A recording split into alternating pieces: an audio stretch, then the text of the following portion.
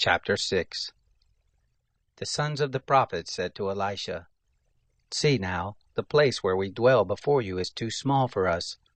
Let us go to the Jordan, and take every man a beam, and let us make a place there where we may dwell." He answered, "Go." One said, "Be pleased to go with your servants." He answered, "I will go." So he went with them. When they came to the Jordan, they cut down wood. But as one was felling a beam, the axe head fell into the water, and he cried and said, "Alas, my master, for it was borrowed." The man of God said, "Where did it fall?" He showed him the place. He cut down a stick and cast it in there, and made the iron to swim. He said, "Pick it up." So he put out his hand and took it. Now the king of Syria was warring against Israel, and took counsel with his servants, saying, "In such and such a place shall be my camp." The man of God sent to the king of Israel, saying, "Beware that you do not pass such a place, for there the Syrians are coming down." The king of Israel sent to the place which the man of God told him and warned him of, and saved himself there not once nor twice. The heart of the king of Syria was very troubled for this thing, and he called his servants and said to them, "Won't you show me which of us is for the king of Israel?"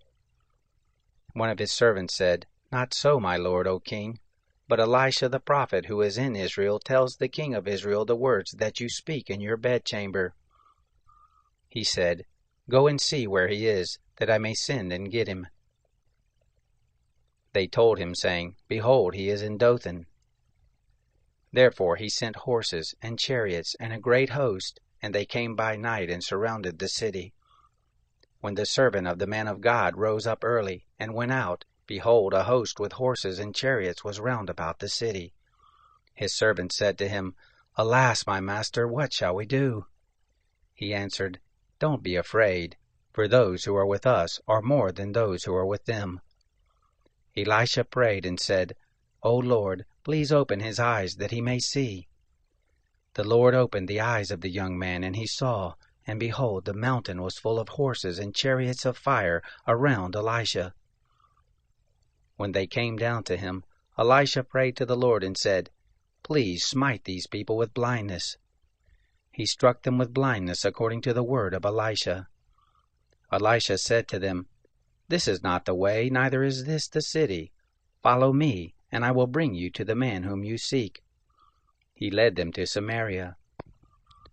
It happened, when they came into Samaria, that Elisha said, "O Lord, open the eyes of these men, that they may see." The Lord opened their eyes, and they saw, and behold, they were in the middle of Samaria. The king of Israel said to Elisha when he saw them, "My father, shall I strike them? Shall I strike them down?"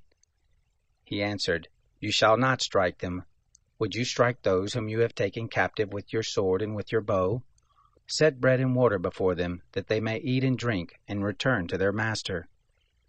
He prepared great provision for them, and when they had eaten and drunk, he sent them away, and they went to their master. The bands of Syria came no more into the land of Israel. It happened after this, that Ben-Hadad, king of Syria, gathered all his host, and went up and besieged Samaria. There was a great famine in Samaria, and they besieged it, until a donkey's head was sold for 80 pieces of silver, and the fourth part of a cab of dove's dung for 5 pieces of silver. As the king of Israel was passing by on the wall, there cried a woman to him, saying, "Help, my lord, O king." He said, "If the Lord doesn't help you, how can I help you? Out of the threshing floor or out of the winepress?" The king said to her, "What ails you?" She answered, "This woman said to me, 'Give me your son, that we may eat him today, and we will eat my son tomorrow.' So we boiled my son and ate him. And I said to her on the next day, 'Give me your son, that we may eat him.' And now she has hidden her son." It happened, when the king heard the words of the woman, that he tore his clothes. Now he was passing by on the wall. And the people looked, and behold, he had sackcloth within on his flesh. Then he said, "God do so to me, and more also, if the head of Elisha, the son of Shaphat, shall stand on him this day." But Elisha was sitting in his house, and the elders were sitting with him. And the king sent a man from before him, But before the messenger came to him, he said to the elders, See how this son of a murderer has sent to take off my head. Behold, when the messenger comes, shut the door, and hold the door fast against him. Isn't the sound of his master's feet behind him? While he was yet talking with them, behold, the messenger came down to him, and he said, Behold, this evil is from the Lord. Why should I wait for the Lord any longer?